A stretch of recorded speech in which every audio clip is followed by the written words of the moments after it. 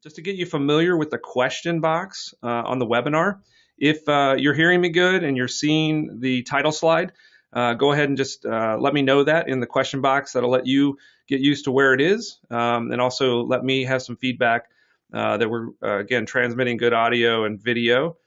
And then we'll kick it in here. Again, throughout the webinar as we get started here, you're free to just light up the question box as it applies to the direct webinar. Charles, Peter, excellent. Joan, James, okay, we got a really big webinar today. Got a couple hundred people on here, so expecting a lot of good questions. Go ahead and use that question box as it applies to the webinar as I go through it. I'll try to answer those questions, as many as possible. And then at the very end, I'm going to open up Troy, who's the founder and CEO of NextWave Marketing Strategies and Age Lead Store. And we're going to have a little Q&A. We're going to get all those questions answered. And we're going to let Troy talk a little bit about Age Lead Store and NextWave Strategies and what he's doing there. And then ultimately, again, try to make sure that we get all of your questions answered. So, all right, with that, I think we have good transmission. So I'm going to actually switch off my video, and then we're going to go to the slides and kind of spend some time there. And then, like I said, I'll bring Troy on at the end, and we'll do as much question and answers as we can get accomplished. And then we are, again, just to answer the question that we'll get a million times before this is over, it is being recorded, and you will get a copy of the recording. You will get a copy of the slides.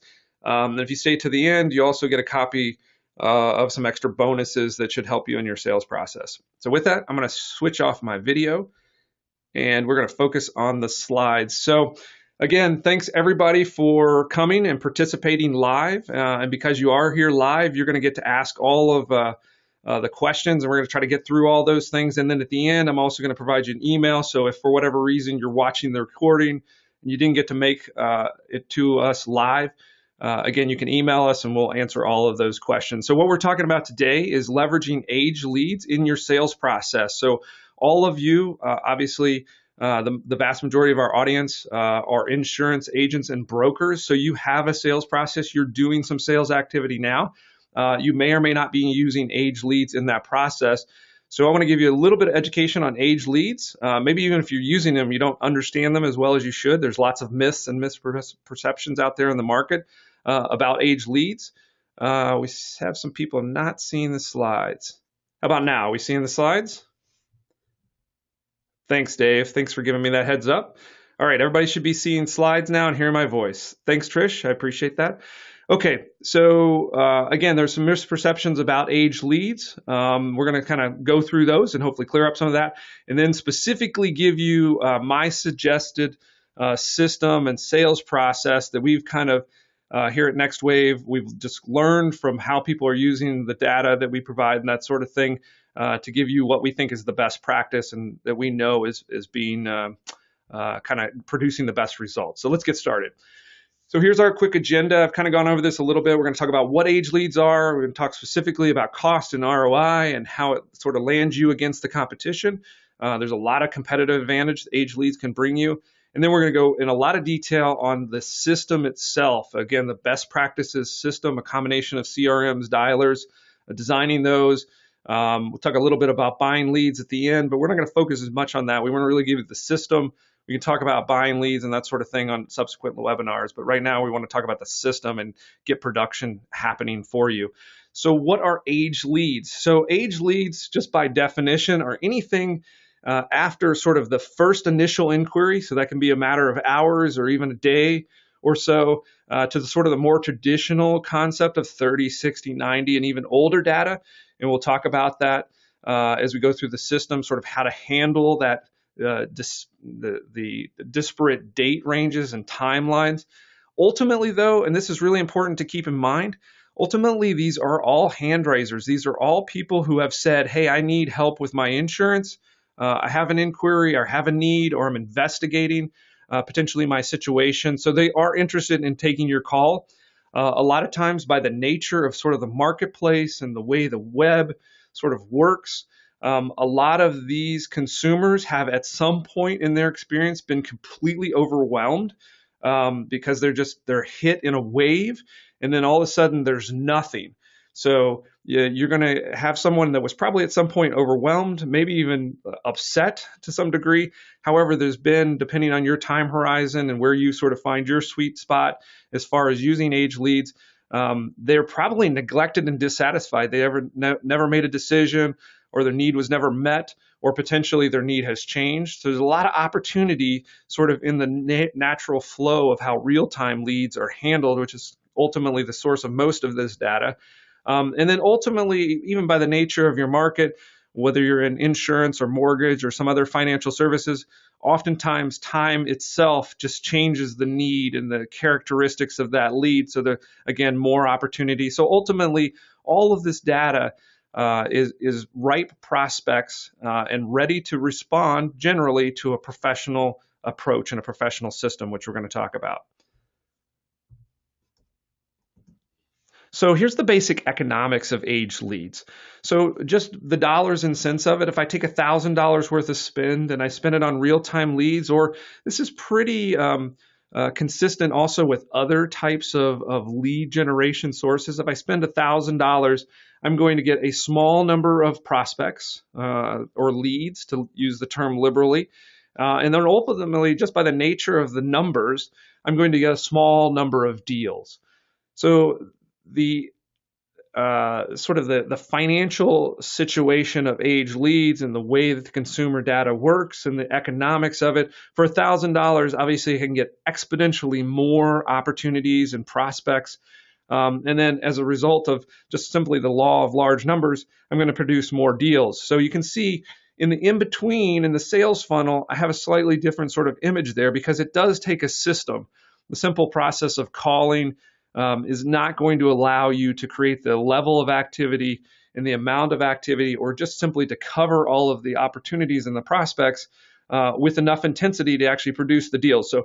So even though we're getting a great value here, we definitely have to put a system in place to make sure that we're getting the same level of production out the back end, and we're going to talk about that. So this is kind of how the ROI math works itself. So ultimately, when a consumer comes into the process, so it comes in and makes an inquiry, generally less than 25% of those people are even ready to consider becoming a sale, right? So they're just doing an initial inquiry, they're shopping around, they're trying to figure out what their need is potentially. So they're usually just sort of researching in that phase. So very small percentage of the initial inquiries within that short period of time, within the first week or so, are actually ready to close in any sort of way. Only 2 to 5% of leads close in the first contact, so it takes this additional time in order to make them close anyway. However, all that said, in that initial time frame, where again, not many of those are actually going to close anyway. Ultimately, of that entire data, of all those consumers that make the inquiry, 50% will eventually close. You just sort of got to give them the time. So inherently, you're starting to already build a case for where age data might actually be better than sort of paying the premium on that initial inquiry. And then ultimately, as we kind of do this math, about 45 to 48% of all consumers that come into the system, ultimately the sale itself will occur within what we define as age leads. So again, huge amount of opportunity. Here's another thing that sort of tilts the scales towards age leads. If you think about the process, this is what your competition, hopefully you guys aren't going to do this because obviously we're going to give you a better system, but this is what the competition is doing with those leads and potentially doing with some of this age data that we're talking about. So 48% of leads only get one phone call. And we already talked about only 2 to 5% will convert in that first call anyway. So a huge percentage of the leads are not getting what it takes to close. So another 25% only get 2, 12% get 3, and then ultimately 10% don't get, only about 10% will get more than 3 calls. And we already know statistically, there's tons of studies about this, and you can search the internet and find lots of information to sort of support this claim. But the average lead, the average inquiry doesn't actually close until the 5th to 7th contact or touch.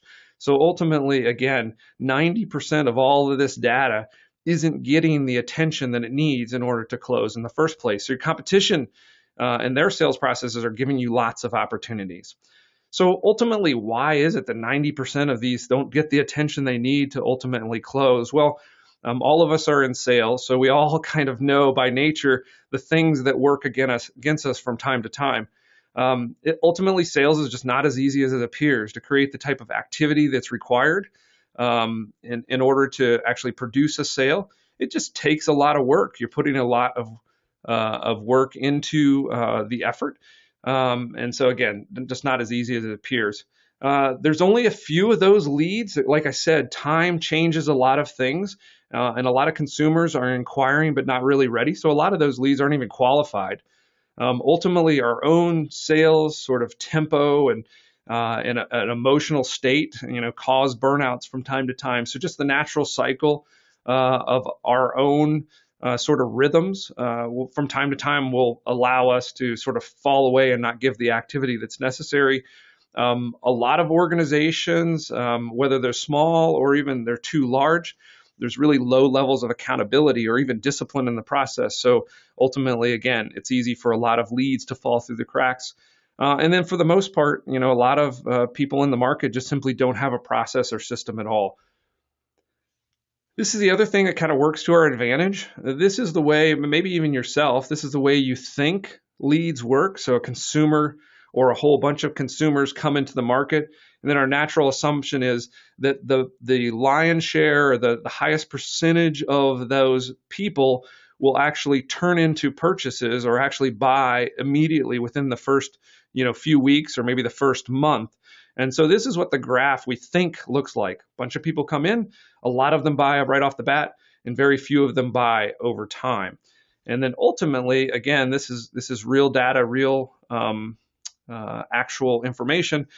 So this is how it really works. So this little pink or magenta line here is actually how most of these, and this is what they call cohort analysis. So of all of the people that made an inquiry on a certain date, this is actually what the line looks like as far as how those people that came in on that single day actually ended up converting. So you see it's a very even distribution. So about the same number of people converted in the first month that converted in the second month, third month. So again, all of these people that came in on day one sort of evenly almost distribute their closing activity over the next 12 months.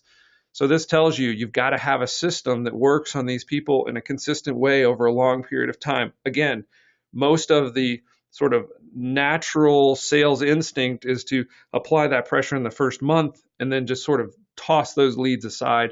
And what we're saying is not only is there opportunity in the age leads, but even with your real time or whatever your other sales leads, or however they're being produced, again, this is the way the closing distribution is. So your system's got to cover sort of a consistent long period of time. So now let's get into the sales process itself. And again, I want to remind you guys, feel free to use that question session. There's probably going to be a lot of questions as we start getting into the sort of the system and the process, because you guys are obviously doing something today. And if you're doing obviously something different than this, definitely chime in there so we can cover it in the question and answer period. So I'm going to say this over and over again, but your sales system, your sales process should ultimately have some sort of system in place so that you're actually gathering that data and building your own database over time. So ultimately that means a system of dialers and or CRM that, again, is going to allow you to, number one, build your database, and then over time give it the intensity and the consistency and the frequency that's necessary to yield the revenue. So ultimately giving it that 5 to 7 touches. I've heard over and over again or seen a lot of systems that involve your email inbox and spreadsheets, and ultimately they just don't scale. For you guys to do the volume that your production or your sales quota demands, those sort of systems just don't give you the level of activity that you're going to need. So you're going to need that CRM or that dialer or a combination of both. This is kind of what I suggest. The actual system itself, leverage those systems to create the automation, and then ultimately the templating that's used in that system so that you can do these things over and over again with as little activity or as little effort as possible on your own end. So you want to be able to, again, talk to those 1,300 plus leads without having to do them incrementally one at a time. So again, we're going to get into the details here. So ultimately, as you're building this system, these are sort of the critical sales systems that overlap and intermingle into your kind of your final system. So there needs to be a call system, and we're talking about the telephone. So that's again your dialers and your CRMs, an email system, a nurturing system. Again, the nurturing system is what's going to allow you to apply activity and pressure over time. And then direct mail. A lot of people discount this, but our direct mail, if you look at your own mailbox, it's getting lighter and lighter. So a good piece of direct mail can help with this process run in parallel. And then ultimately a web presence itself. So again, a lot of people forget about this. If you're buying data, it doesn't take out the need for a web presence, because again, if you're applying activity over a long period of time and you've put your name and your brand in someone's brain through these activities, ultimately they'll probably come to the web looking for you. So you need to make sure that your web presence is in order and becomes a second sort of integrated part of that sales funnel.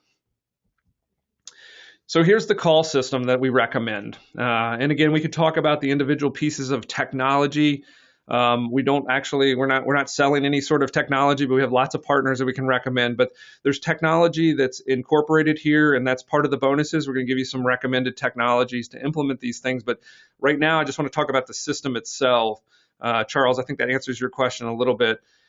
So ultimately, call system, and this is where I think it all starts. So you're acquiring aged data. So let's say a spreadsheet worth of consumer data.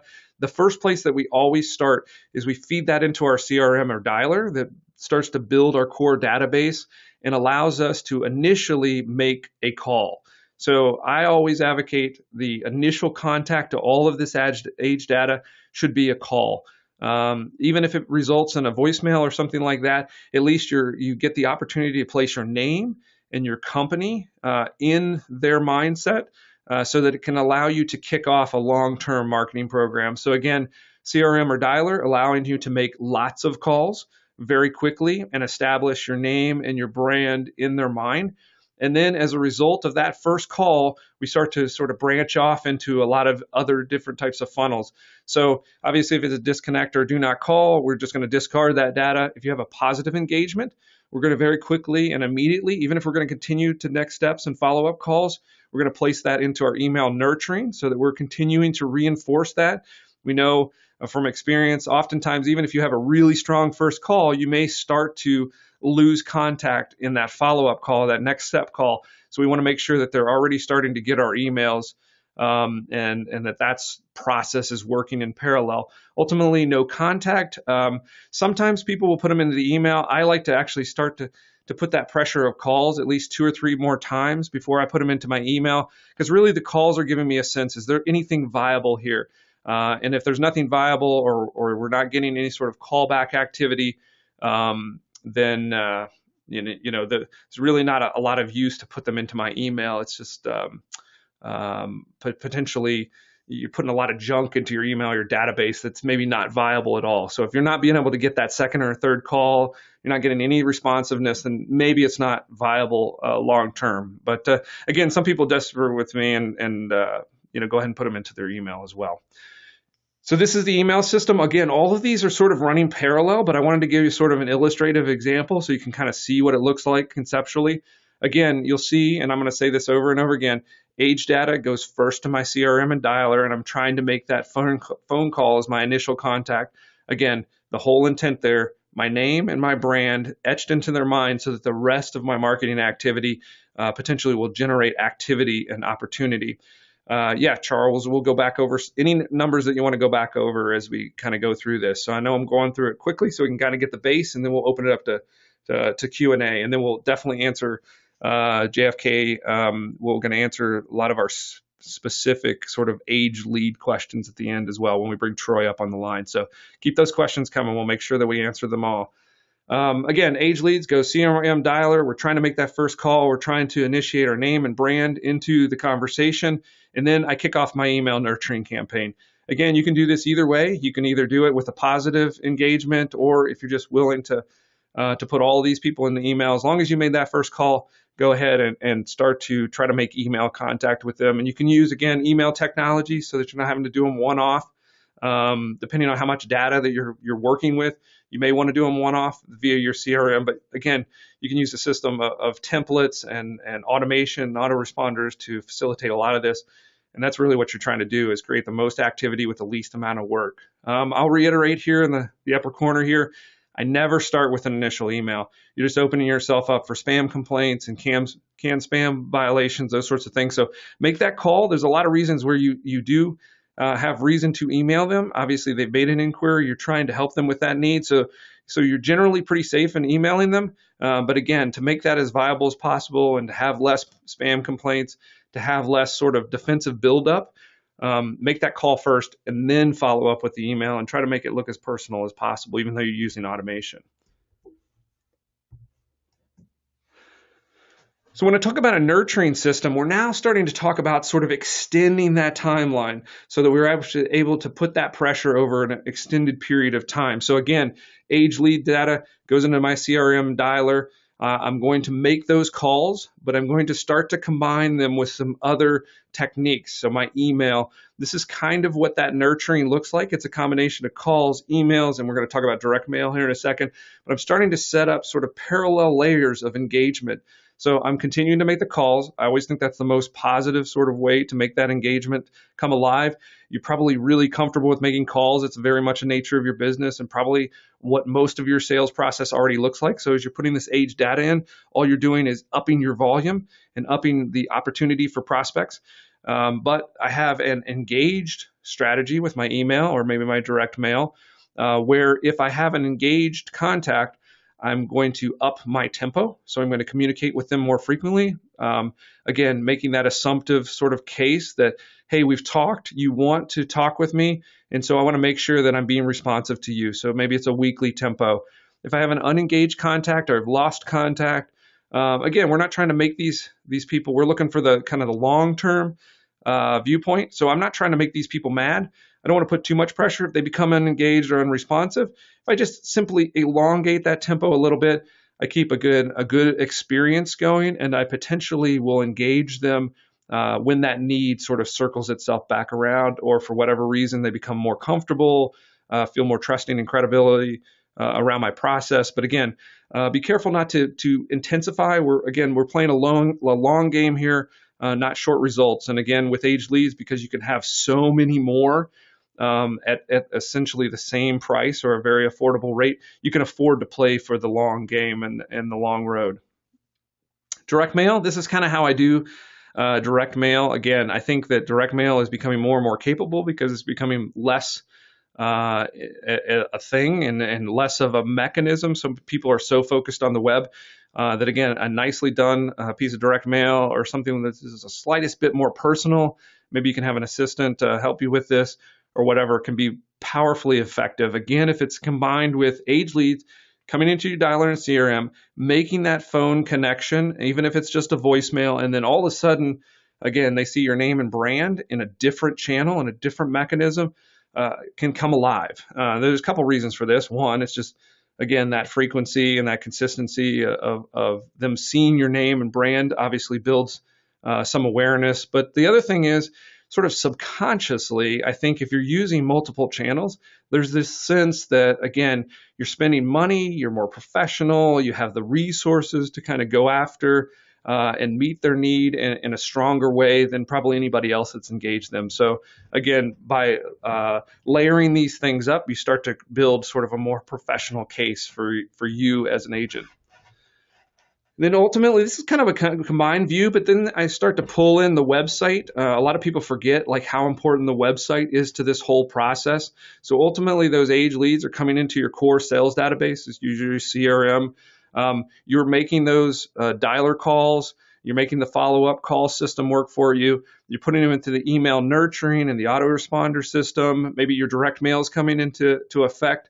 A lot of times, even though you're doing all of this activity, they will become disconnected. But they will remember, because you've done all this great activity, you've done all this great work, they'll remember your name or your company. So you really need to make sure that your website is capable as well, because what's going to happen when they say, hey, I need that thing, but they can't remember exactly who was reaching out to them, but they're like, oh, I remember Bill. And so they go and they do a search for Bill and my company name or whatever they heard. you need to make sure that they can find your website and they can find you, and that there's a secondary system, again, where you can take in a fresh inquiry and match that up with them. So if you get 2 inquiries and you get one to your personal brand and you've acquired them, you got a really great lead there. So make sure that your website's capable, again, of taking in a second inquiry. And then also, this is really critical. If you haven't looked at your website for a while, make sure that it's mobile responsive. More and more of these people are doing it on their phone. So when you look at your website on the phone, make sure that they could easily just press your phone number and give you a call. So make sure that that website not only can take that second inquiry, but it also looks nice on the smartphone. And the first thing at the very top should obviously be your phone number so you can get that call. So now we're going to talk about buying leads. And at this point, I'm going to open it up to Troy. I'm going to bring him on here just in a second, and we're going to talk a little bit more about age leads, the characteristics of it, a little bit about how his age data works, and then we're going to drill through a lot of these questions. So a couple administrative notes before we kind of open it up to Troy. At the end, Troy is going to give you a special offer. So if you mention this webinar, obviously you're going to get a discount against anything that you purchase from the Age Leads store. So Troy will talk about that a little bit. Also, for being on the webinar and kind of sticking through us through the whole time and being with us here live, we're going to deliver to you these special bonuses. So these links will come alive. We're going to include a lead nurturing checklist. So you'll get kind of a checklist of all the things that I've talked about here, some sample sales scripts that we've seen be productive for some of our clients, and then recommended tools. A lot of you probably have tools questions. I'm already seeing some of those. I got a whole list of the tools that are involved there. All right, so let me open up Troy's line. And Troy, are you there with us? Hi, everyone. Hey, Troy. All right, guys, I'm going to leave everybody on mute just because there's so many people on the line, but make sure that you get the questions. And as Troy's talking, I'm going to be kind of peeling through these questions and make sure that we get everything set up. All right, so Troy, why don't you, as I go through some of these questions, why don't you tell us a little bit about where does this age lead data that you have, like, what are some of the sources? What are some of the mechanisms? How does it sort of come to you? And then ultimately, again, sort of what's the benefit of that data from what you've experienced with clients? Most of our age leads are internet-generated insurance quote requests that we get from real-time, that were originally real-time internet leads. Small percentage would be from telemarketed leads initially, but usually long-form internet-generated quote requests. Okay. Of this data, we've got a couple of questions here from JFK. Obviously some of these are small agencies, maybe 1 to 10 sales reps or employees. Can you get down to the area code? How specific can you be with this data? Can you get into really small areas and specific areas? Yes, in our self-service platform, you can filter by zip code, area code, city, county, state, radius within a zip code, SCF code, which is the first 3 digits of a zip code. So really, as far as geographic filtering, yeah, we pretty much provide it all. So you mentioned the self-service. So you mentioned the self-service platform and the filtering. Can you? I'm not sure everybody's used your platform. Can you kind of tell us about? A lot of people have heard about sort of cherry picking the stuff that they need and getting the exact data that they can actually be effective on. Can you tell us a little bit about the self-service platform and how that works and maybe what filters are available? Yes, at agedleadstore.com, we have the only site of its kind that allows agents to, filter our database by their filters such as geography, consumer age range, lead age range, and then get counts and order any they want online, and then retrieve the leads instantly in the orders area of the website. They'll be in a CSV format that'll open right up into Excel. So yeah, those leads are there 24/7, and it's set up so that our system knows what leads an agent has ordered, and we'll never send them the same lead again. And there's a lot of validation going on in the background to make sure those leads are as good as they can possibly be. Can you talk a little bit, Troy, about obviously that's important. Lead quality is always important. When you get into age data, obviously there's some time differential from the initial inquiry. Can you give us a little bit of insight into the validation that you do and the kind of the level of effort that you make to make sure that the information hasn't changed or you have the most accurate information possible? Again, considering that these have aged over time and people's life changes, but can you talk a little bit about that validation? Yeah, and that's one of the main things that separates us from our competitors is we're not just forwarding files, we're not redating leads, you know, we're doing a lot of validation, you know, and a lot of our competitors do little or no validation, and so, you know, we'll remove any duplicates. We make sure the zip code and area code match the state. We'll make sure the phones have 10 digits. We validate whether they're cell phones or landlines. Any leads over 86 days old or more, we remove any phones on the federal do not call list. So we do a lot of things to make sure agents, you know, have the best chance of success. Excellent. So we've got a couple of questions, probably from the sort of larger agencies. Charles has a question here about the Age Lead Store. Is there possibilities to private label for an agency so that they could kind of go in and allow their agents to pull through a private label system? Is that something you've considered or is available? Yeah, we get a lot of requests for that, but it's possible at some point. We have yet to do that. I guess we're just so busy on so many other technical projects involving, you know, always adding more leads and better validation and so many other things Right. around making Age Lead Store a better experience that's a project that's just we haven't got to yet. Haven't We have an tackled. affiliate program where, you know, and you can always, you know, order leads through the store on behalf of your agents, your downline or Right. whatever, and mark them up if you wish, or whatever. Yeah. Um, And Charles, this is something we could follow up, individually. Obviously, Troy's email is up here. We can kind of follow up.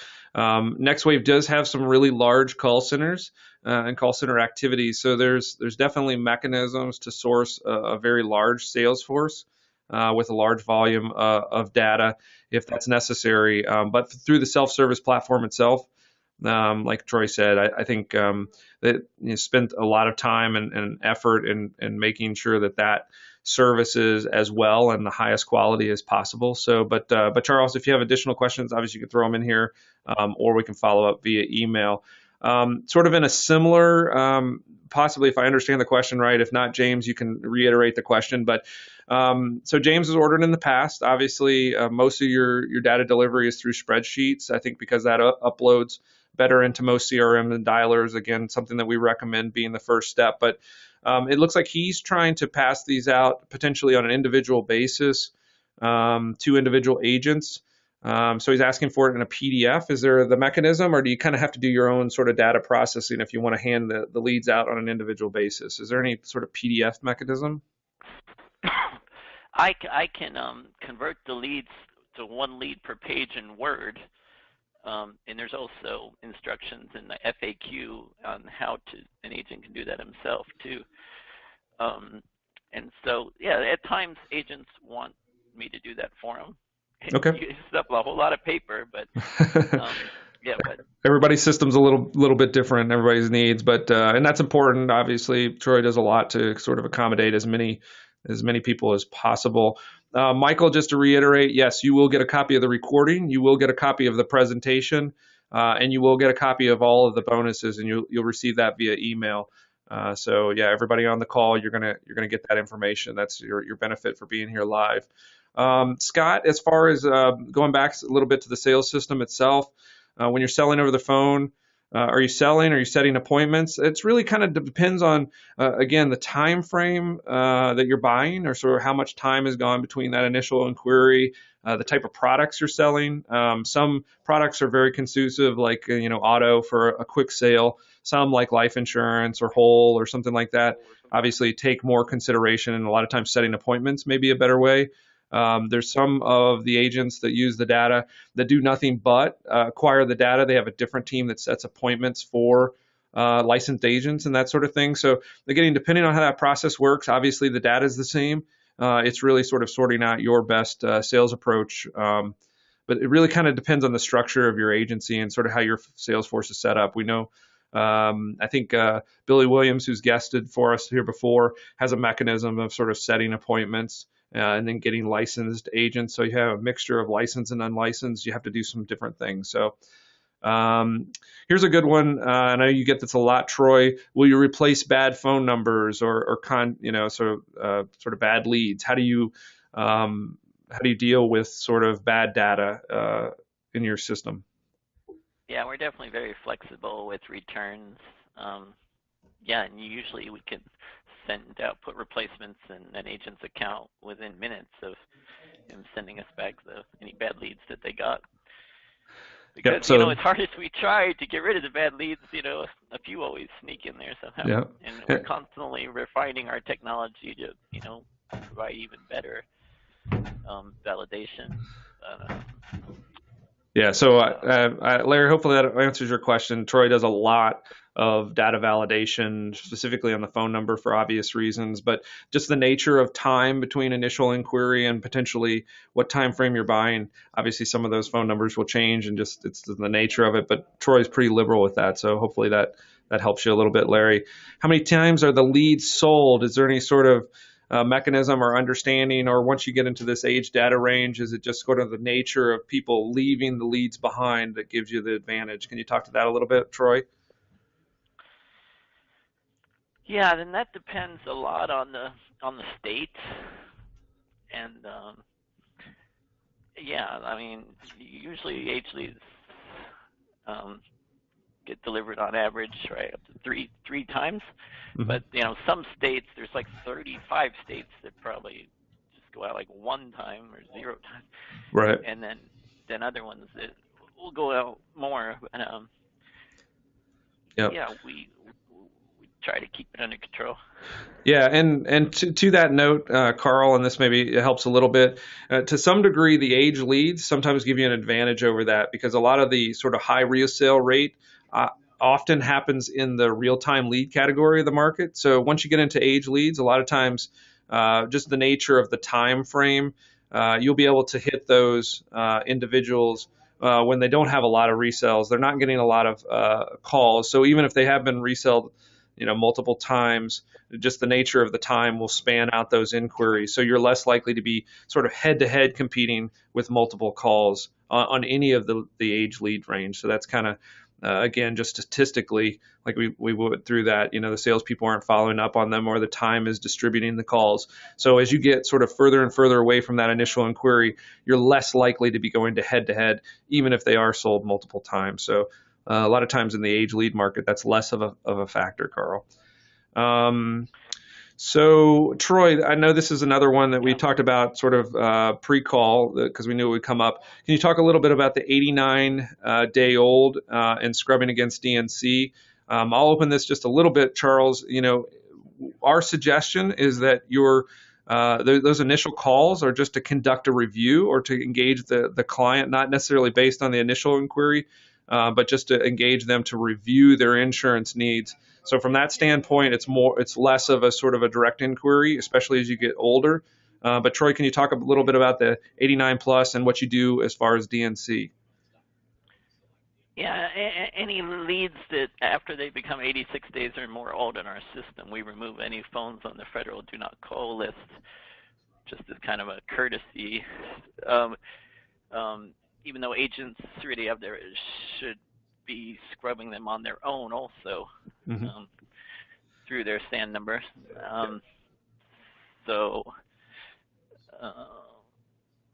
Okay. So Sherry has one. Obviously, this is something we should talk about, Troy.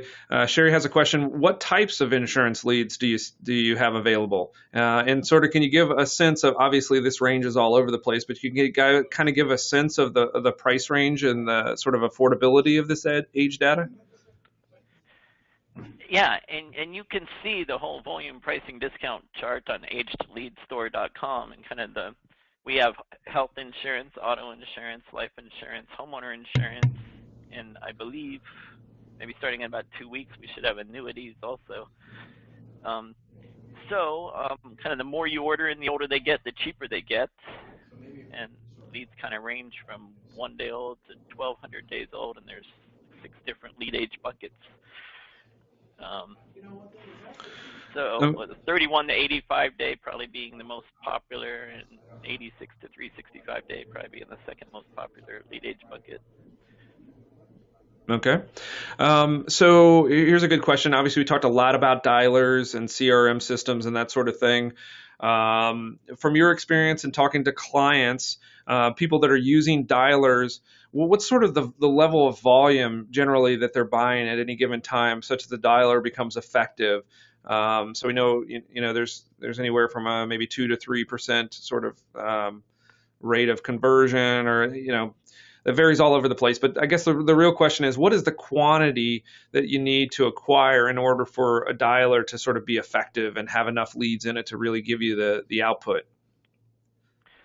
Usually, my clients want to put at least 1,000 leads in a dialer. They figure it's like not worth doing unless it's at least 1,000. And then at times people want tens of thousands per week. So it kind of depends how many seats in their call center.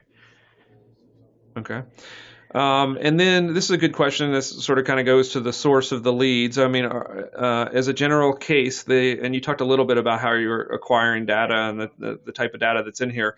Are you buying from other vendors, or are these actually in most cases, the original leads from the original sort of source of generation? How does that kind of break down?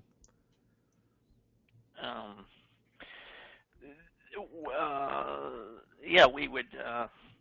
Kind of a mix. We get them at times from the original lead generator, from affiliates, from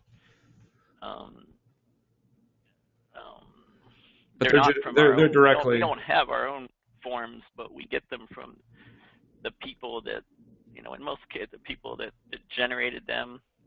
At times it could be from some broker in the middle, but yeah, we prefer if we can get them from the original lead generator.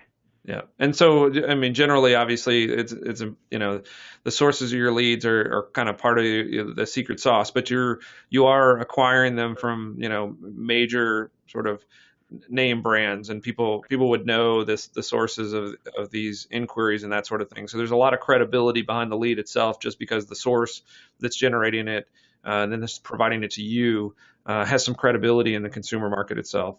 True? Yes. Yeah. Okay. So we got a question from Joe. It's a little bit of an iterative question on dialers itself, but any suggestions on predictive dialers? And when you're delivering spreadsheets, are they pretty easy to take the spreadsheets you give them and get them into most CRMs and predictive dialers and that sort of thing? So again, recommendations on predictive dialers. This is maybe a technology question, some particular brands that you hear your consumers or your clients using. And then ultimately, are the spreadsheets, pretty adaptable to those systems? Yeah, so our leads come in a CSV format, which is the format that, most agents would find the most convenient to upload the leads into any of the CRMs or dialers out there. And a lot of my clients use dialers such as Ytel, Qualifier, Dial Your Leads, SalesDialers.com, Five9, Velocify, VT Dialer, so Mojo Dialer seem to be the ones that pop up.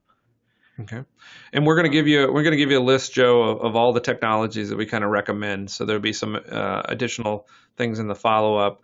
A couple of questions, sort of on the nature of your relationship to these others. Some of our audience is talking about it as a clearinghouse, so to speak.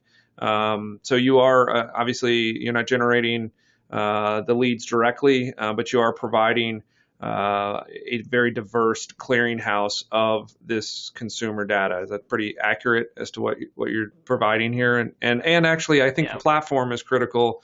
And we'll just reiterate. Troy can reiterate this, but the platform actually gives you the ability to go in there where the actual sources of the leads, they're gonna source you whatever you said your filter was, and that's all you get. You don't get to actually pick through them like you do on Troy's platform. Is that accurate, Troy? Yeah. The beauty is that we're aggregating so many of the leads across the entire universe, much more than anyone else does. We're putting them all under one roof so that you just kind of got one-stop shopping. Like if you go out and without us, and if you would have to go to, if you had to go to several different age lead providers, then you would get like widespread duplication among them all. And it would just, between that and just having to deal with several companies and deal with redating or not validated leads or I think other issues. Yeah.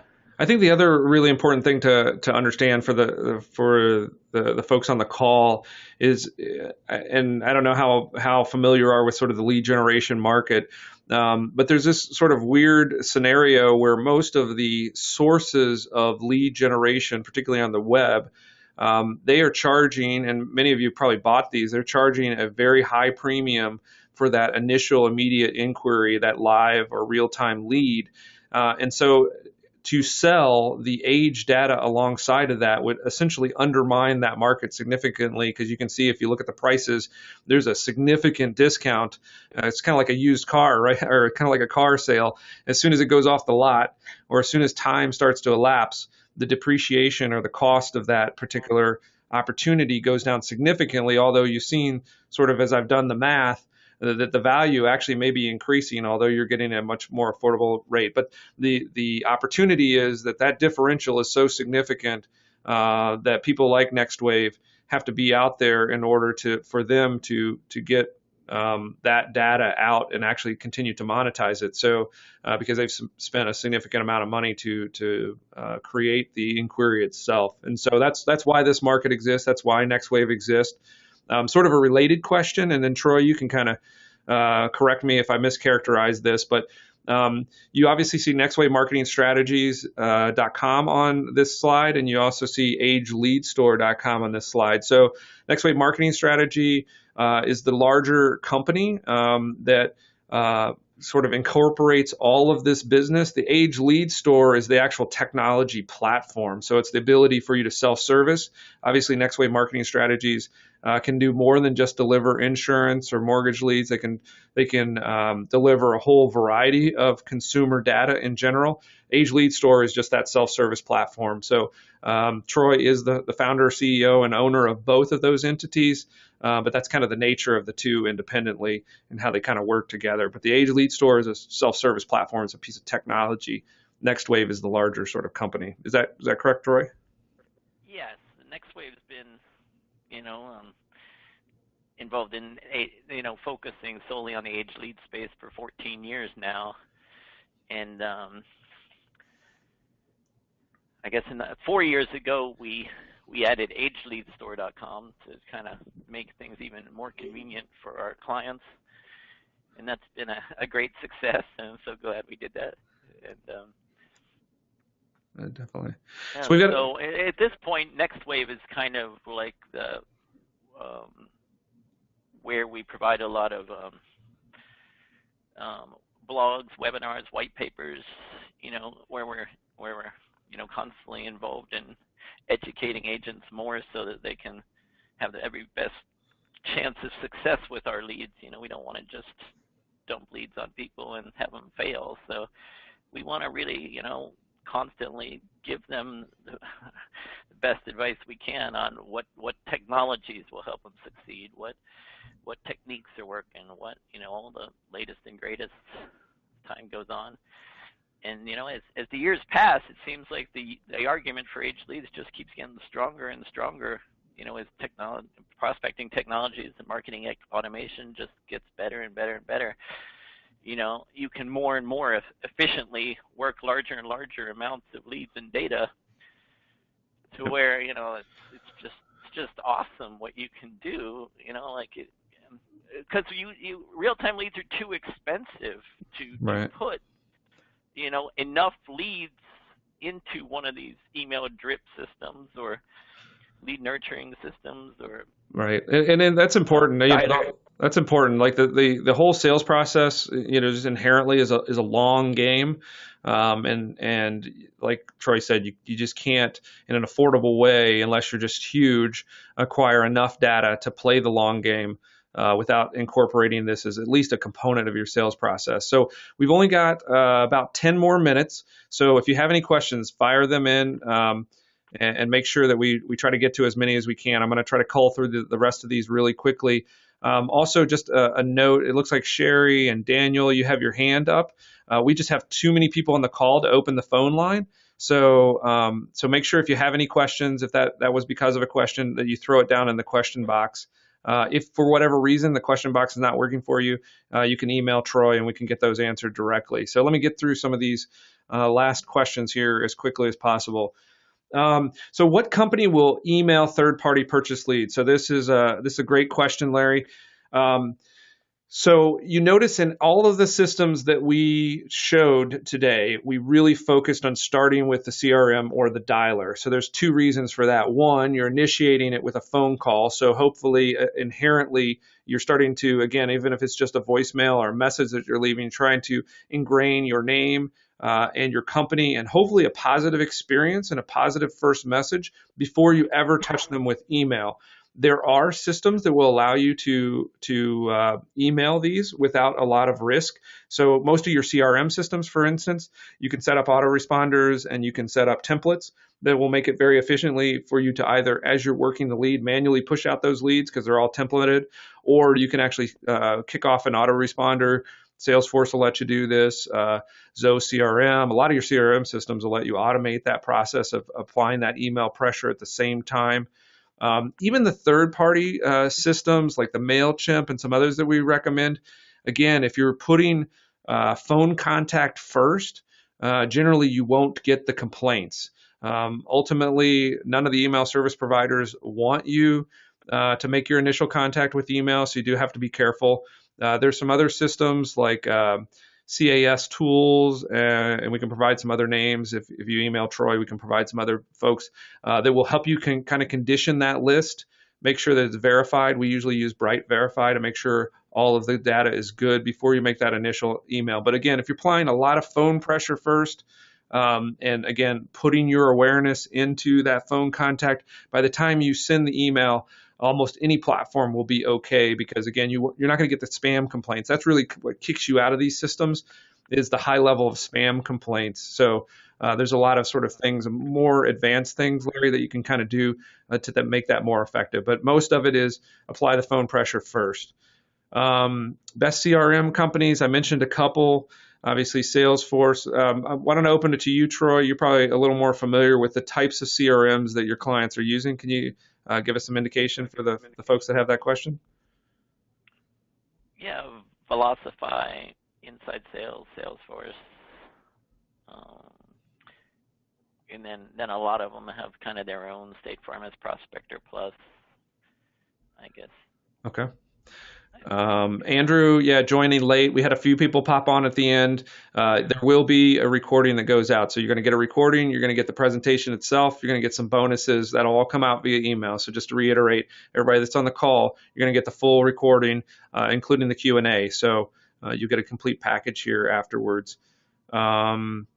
We had another question on lead cost. Troy went over, we're going to kind of run out of time here. Michelle, Troy went over the cost a little bit, but probably the best way for anybody that has questions about the cost of the leads is to go to ageleadstore.com, which you should see up on your screen. That's the actual self-service marketplace, and you can literally filter by the leads that you know that you can service. You can put that filter in there, and then you can get pricing back from that in real time. Troy, did you have a follow-up on that? Yeah, that's definitely the best way. We just display all our pricing right there. So, yeah. Okay. So Ernesto, we kind of covered this a little bit, but as to the number of times that a particular lead has been out in the market, just by the very nature of the age lead process itself, and because time has elapsed, most of the reselling activity, or more importantly, the competitive pressure that that individual consumer is feeling happens at the very early stages of the inquiry. So as you buy data that's older and older, potentially there's less competition for that lead. Even if that particular piece of data or that particular consumer has been in the market, and this is just the nature of consumers themselves, they may have entered the market multiple times and as a result get multiple calls. But again, the older that data is, the less likely that you'll be going head to head with any sort of competition. So regardless of how many times the consumer has put themselves into the market and potentially the number of times that any lead source will have sold that lead over time, just because of the nature of time and statistics, you're going to be less and less likely to move up against a competitor. So really, the times that the consumer has entered the market or potentially been sold in the market becomes less and less of a factor. So hopefully that kind of helps you evaluate this channel or any channel for that matter. Is it considered an opt-in email? Obviously, the data itself, they're not opting in for your list necessarily. So again, it becomes super, super critical to approach this lead as a review of their insurance need. The advantage to you is that they're in the market or they have been in the market at some particular time. So they're a qualified prospect. But the way you approach them, if you approach them more as a new review or a new inquiry, and then condition them to sort of opt in or be familiar with your marketing, the more and more effective you'll be. Obviously, they're not opting into you specifically, so you need to build that relationship with your sales process. That's why we're talking about these kind of systems. Did you cover 250? I think this is a pricing question from James. Again, James, we mentioned the best way to figure out pricing because it varies by time frame and by the characteristics of the lead and the type of product and that sort of thing is to go to ageleadstore.com, which you'll see on your screen. You can filter specifically for the amount and the type of leads, and you can get direct, immediate pricing. And then if you're interested in it, you can buy it immediately and be able to work those leads. So that's the best way to figure that out. Question about Medicare leads. Troy, do you service Medicare leads? We don't have internet-generated leads of people that specifically requested Medicare supplements, but you can filter our health insurance leads or other leads by those 65 and above. That may work for you. Okay. All right. It looks like, hopefully I didn't miss anybody. It looks like we moved through most of the questions. Again, if you have any additional questions, you can email us, or you can call us. All of the contact information is up here. You can get a hold of Troy directly. He's very responsive to any queries that you make. As far as pricing and directly acquiring the data, ageleadstore.com is the best place to go and filter and look for the leads and the quantity that you can service. On that's a technology platform, the self-service. If you're interested in education, upcoming webinars, and those sorts of things, look at nextwavemarketingstrategy.com. There's tons of sales education and sort of how to do these systems. And then ultimately, because you've attended, we'll let you know on upcoming webinars because we're going to do this, and we do this on a regular basis. So hopefully you'll join us on the next one. With that, I'm going to be very respectful of your time, and we are right at the hour mark. So we're going to go ahead and close down this. And again, you'll get the recording and all of the material tomorrow. So look for that email so that you'll get all the follow-up material. Thanks so much for joining us. Troy, you have any parting words as we close it down? Yeah, I just want to, there's one bonus for them attending today. They can use promo code GOBIG, GOBIG with no space, and that will allow them 10% off of their first purchase. Yeah, and just thanks so much everyone for attending.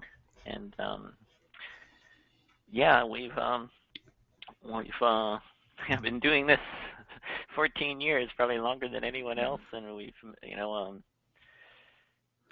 constantly been engaging in best practices throughout the years and letting our clients, doing our best to tell them what the best practices are so that we all have the best chance of success. And we've helped thousands of agents over the years, and I think the future looks very bright. We've got some really exciting stuff in the works, and I think we'll have more leads, more lead types that are better validated um, in the coming, on an ongoing basis. And yeah, just yeah, we really thank all the agents out there so much for. Yeah. Excellent. So just to reiterate, again, we want to close down right on time. Not to cut you off, Troy, but I want to get all these people out of here right on time. The promo code is GOBIG, which I just put in the dialog box. Go Big for 10% off of your order at ageleadstore.com. And again, look for your email tomorrow. We'll tell you about upcoming webinars and get all of the recording and follow-up material. So thanks for all of your attendance. Thanks, Troy, for being with us today.